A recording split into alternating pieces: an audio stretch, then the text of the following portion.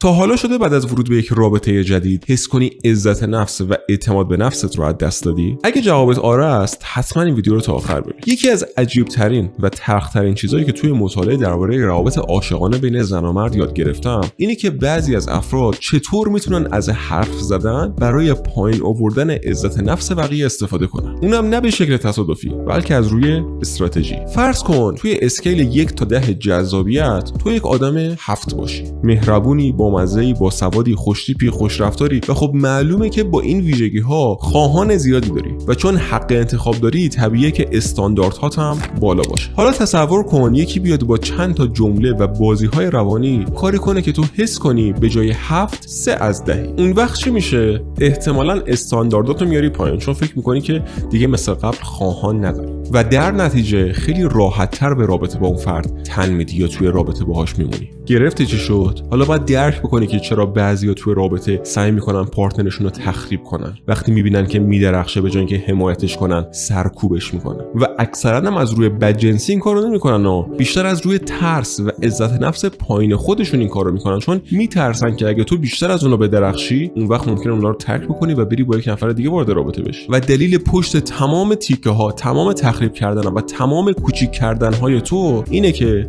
درونت این حس رو ایجاد کنن که بهتر از من نمیتونی پیدا کنی. ولی همچین رفتاری نه عادلانه است نه عاشقانه. پس بهتره وقتی این بازی روانی کثیف رو دیدی سریع نسبت بهش واکنش نشون بدی، چون تأثیرات مخربی که میتونه رود داشته باشه ارزش موندن توی رابطه با اون فرد رو نداره.